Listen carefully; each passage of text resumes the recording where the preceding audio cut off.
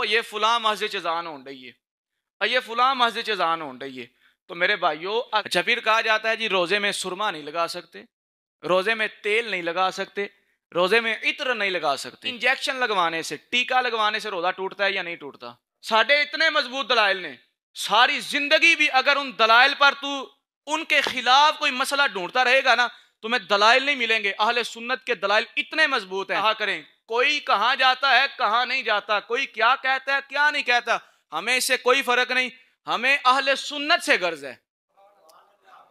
مجھے فکر ہے تو آپ کی فکر ہے, مجھے فکر ہے تو اپنی فکر ہے. اجمعین اما بعد فاعوذ باللہ من الشیطان الرجیم بسم اللہ الرحمن الرحیم ان اللہ وملائکتہ یصلون علی النبی یا ایھا الذین آمنوا صلوا علیہ وسلموا تسلیما. آواز بلند پڑھیں, صلاۃ والسلام علیک یا سیدی یا رسول اللہ وعلی آلک وصحابک یا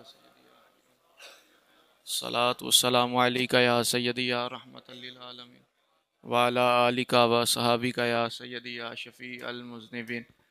اللہ رب العزت کی حمد و ثنا کے بعد درود حضور امام الانبیاء خطیب الانبیاء شب اسرا کے دولہ باعث تخوین عالم فخر عرب و عجم والی کون و مکان سیاح لا مکان سیدین سوجا حضرت محمد مصطفیٰ صلی اللہ علیہ وسلم کے دربار گوہربار میں ہدیہ عقیدت پیش کرنے کے بعد نہایت ہی میرے عزیز نوجوان ساتھیوں, میرے بزرگوں, میرے بھائیوں, اللہ رب العزت کا شکر ہے کہ جس مالک نے ہم سب کو ایک مرتبہ پھر رمضان المبارک کا مہینہ عطا فرمایا. دعا ہے خلاق عالم ہمارے روزوں کو, ہماری نمازوں کو اپنی بارگاہ عالیہ میں قبول و منظور فرمائے. آج بہت ہی اہم موضوع ہے, مسائل کے حوالے سے ہم نے گفتگو کرنی ہے کہ روزے کے اندر کن چیزوں سے روزہ ٹوٹ جاتا ہے, کن سے نہیں ٹوٹتا, عوام کے اندر غلط فہمی پائی جاتی ہے. تو براہ کرم تشریف رکھیے گا اور مسائل کو سنیے گا اور سن کر اس پر عمل بھی کیجیے گا, کیونکہ اللہ رب العزت قرآن مجید فرقان حمید میں ارشاد فرماتا ہے فَاسْأَلُوا أَهْلَ الذِّكْرِ إِن كُنتُمْ لَا تَعْلَمُونَ.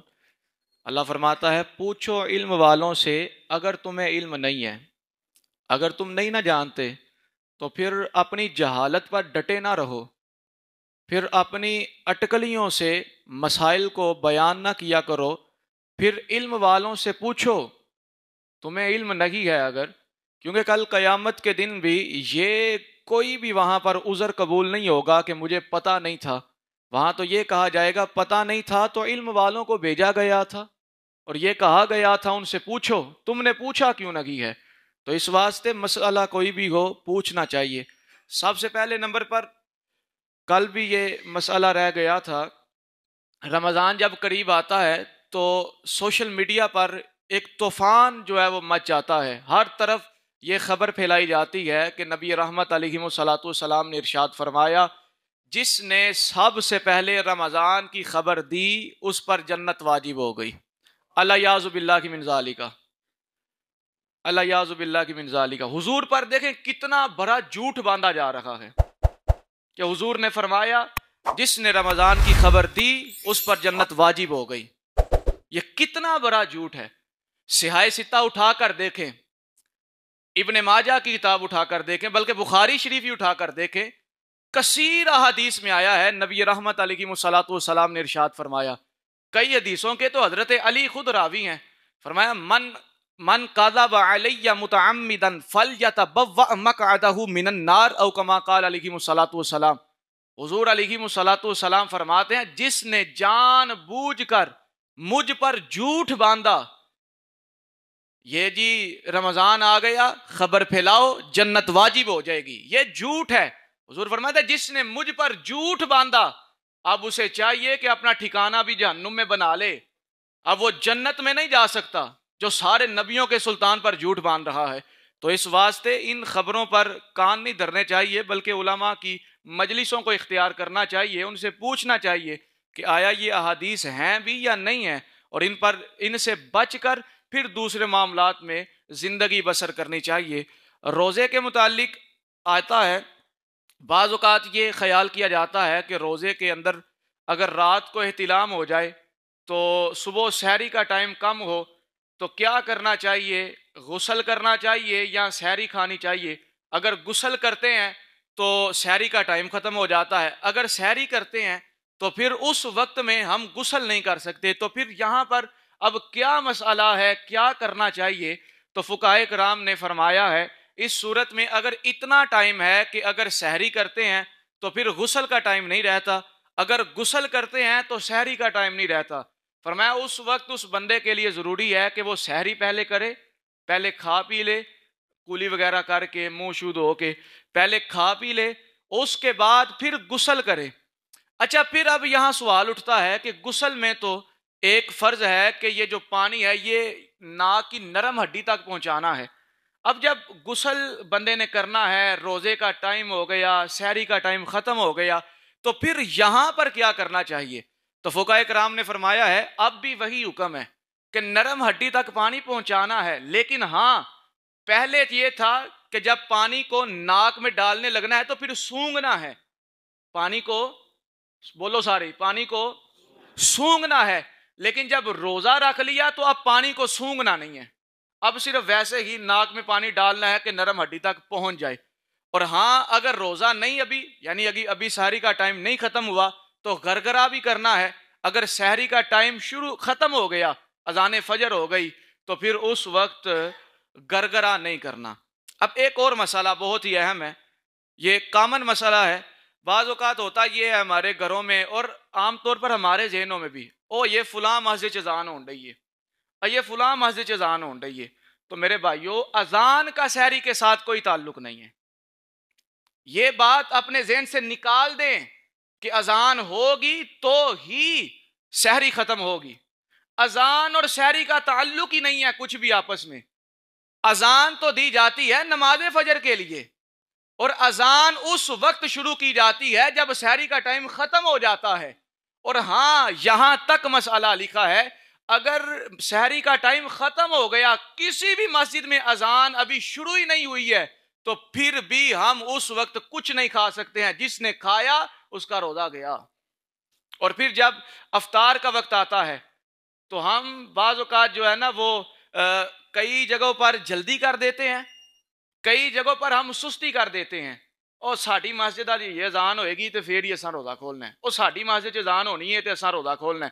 تو یہاں پر بھی اذان کا اور سحری کا آپس میں کوئی تعلق نہیں ہے، یہاں پر بھی ٹائم کا تعلق ہے، چاہے اذان ہو، چاہے بتایا جائے یا نہ بتایا جائے، جب ٹائم ہو گیا اس وقت افطار اور سحری کا ٹائم شروع اور ختم ہو جاتا ہے.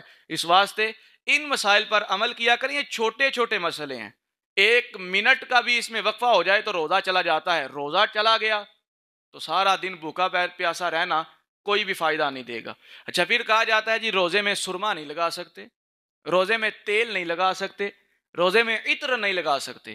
تو یہ مسئلے بھی غلط ہیں، روزے میں تیل بھی لگا سکتے ہیں، سرما بھی لگا سکتے ہیں، عطر بھی لگا سکتے ہیں. ہاں الکوہل کا سرما جو ہوتا ہے اور کاجل جو ہوتی ہے وہ آنکھوں میں نہیں لگا سکتے. اس کے علاوہ سرما لگائیں، تیل لگائیں، عطر لگائیں، خوشبو لگائیں، جو بھی لگائیں، روزہ نہیں ٹوٹے گا، روزہ نہیں ٹوٹے گا. اچھا جی انجیکشن لگوانے سے، ٹیکا لگوانے سے روزہ ٹوٹتا ہے یا نہیں ٹوٹتا؟ ٹیکا لگوانے سے روزہ نہیں ٹوٹتا.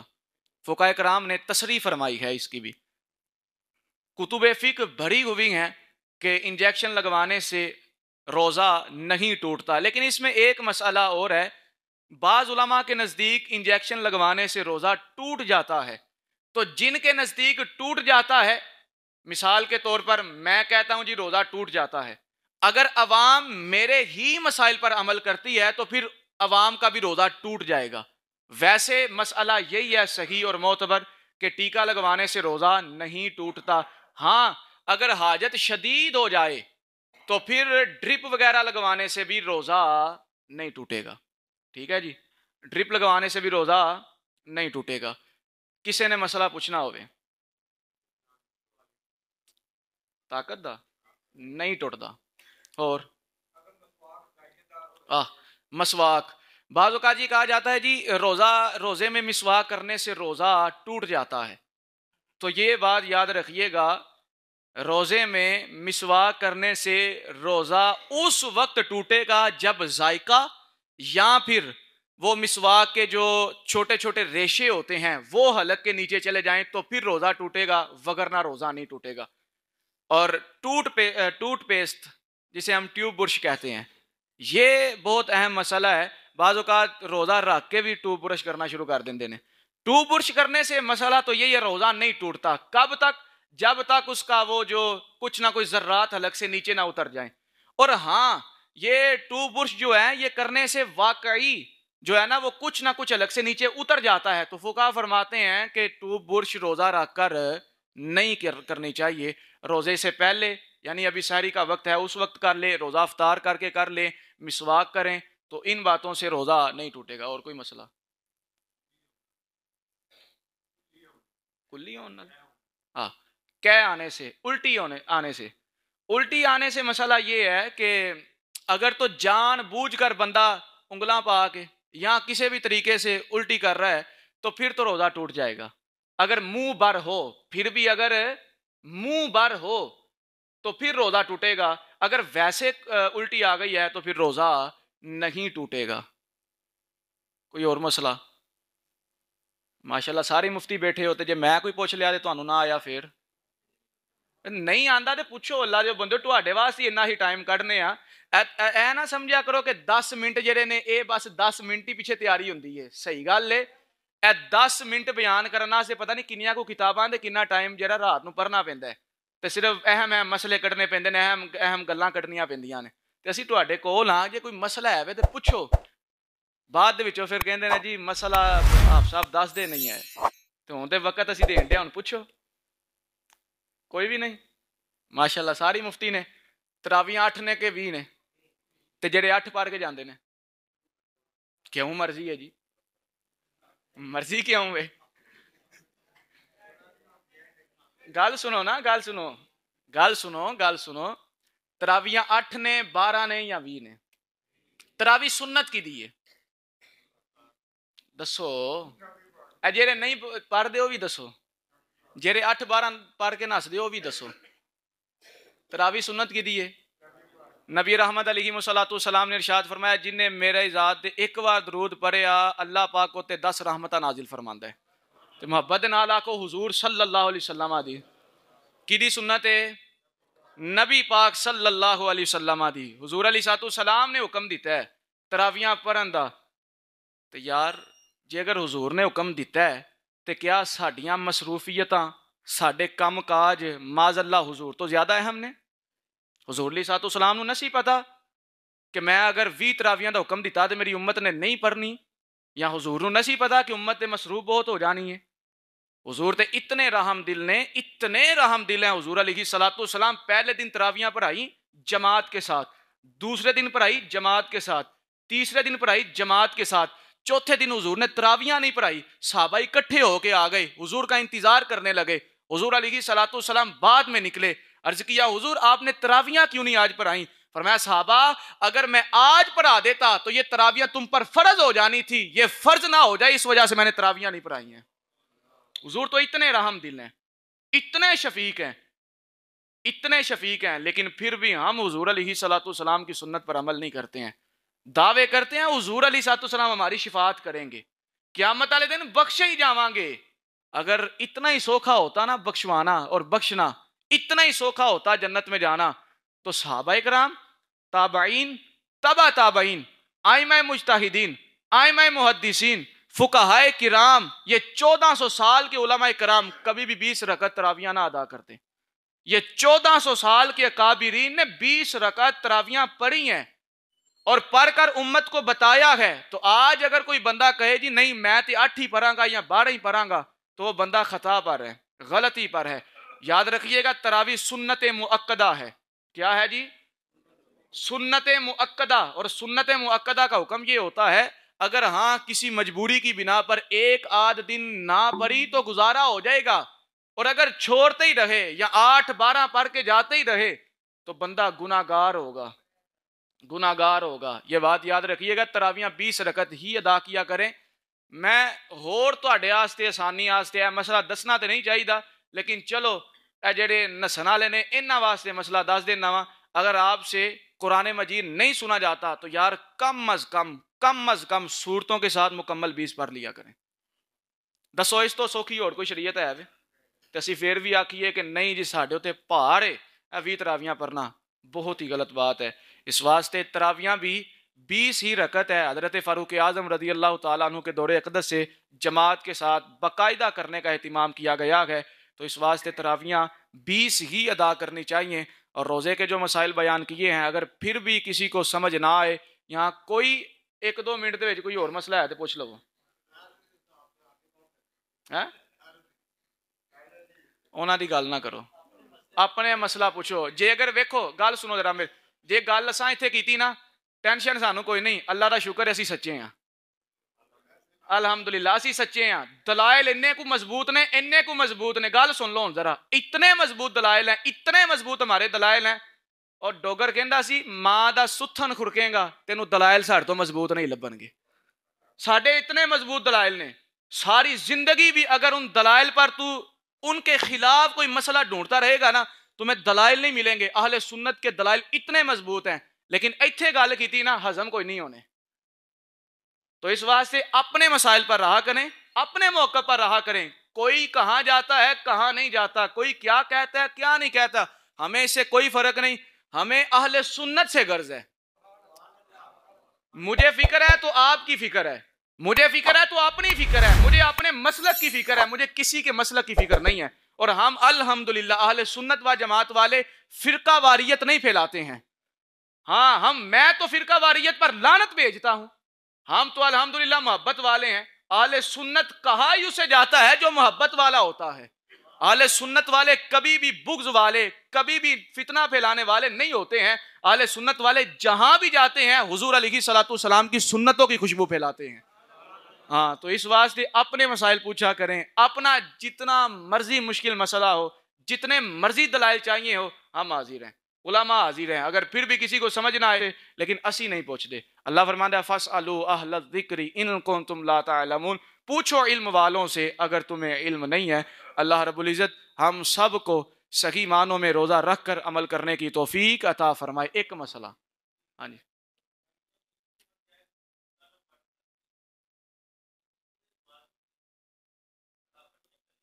ایتھے نہیں پڑھے گا نا پھر وہ گھر پڑھے جا کے یا کسی مسجد وچ پڑھ لوے. اے دیکھ میں دسیا سوکھا مسئلہ کہ چلو بھی اج عادت پاؤ کل نو قرآن بھی سنن دی عادت. اللہ رب العزت اے میرے میں تانوں پہلاں آکھیا مسئلہ اسی دس دے نہیں, لیکن مینوں میرے دوست کافی کہنے ہیں چلو کوئی نہ کوئی دس دیو, کوئی نہ کوئی نہ, میں چلو تانوں دس دینا وا, لیکن اس کا مقصد یہ نہیں ہے کہ اب یہاں پر پڑھنی کوئی نہیں ہے. جماعت کے ساتھ مسجد میں فرض کفایہ ہے جماعت کے ساتھ پڑھنی, تو یہ فرض کفایہ بھی تو اسی وقت ادا ہوگا نا جب کچھ نہ کچھ یہاں پر مسجد میں نمازی ادا کریں گے. اور ویسے بھی وہ پنجابی دی مثال ہے نا, گڑ جنہ زیادہ میٹھا اتنا ہی ودا جاتا ہے. تو جتنی زیادہ ہم اللہ رب العزت کی عبادت کریں گے ثواب تو اتنا ہی زیادہ ملے گا نا, جنت کے حقدار تو اتنے ہی زیادہ ہوں گے نا. اے مسئلہ حاجی سعید صاحب نے مینوں کل کہا سی کہ اے مسئلہ لازمی دسنا ہے, یاد آ گیا.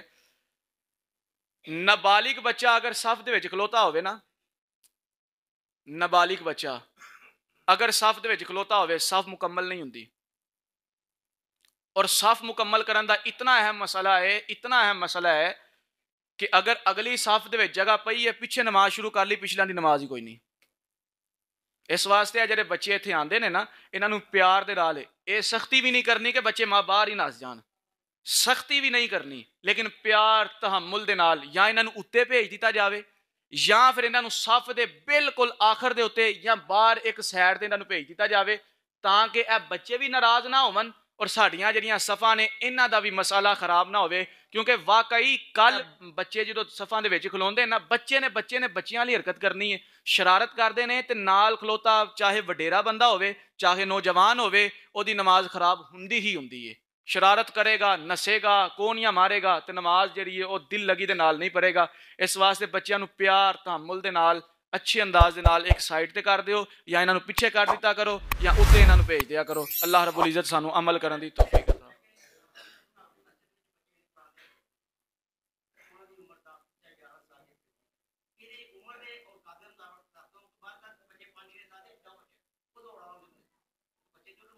ہاں نبی رحمت علیہ الصلوۃ والسلام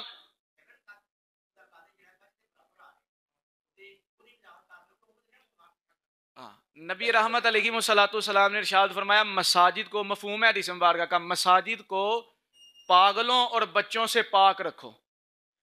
مسجد وچ ہمیشہ اونے کو ہی بچے لے کے آیا کرو کہ جنہاں نو سمجھ ہوے، جنہاں نو عقل ہوے، جڑے اس گل نو جانتے ہیں کہ مسجد چ نسنا دوڑنا نہیں، مسجد دے وچ آرام دے نال بیٹھنا ہے. ہاں او بچہ کہ جڑا واقعی سمجھدار لگدا ہے، سمجھدار ہے بھی ہے، اگر او مسجد صف دے وچ کھلو گیا تے او دے قد، او دی عمر دا تقاضا نہیں کیتا جائے گا. جڑا سمجھدار ہے او ظاہری بات ہے کھلوئے گا تے نماز خراب نہیں ہوئے گی. اللہ رب العزت عمل دی توفیق عطا فرمائے.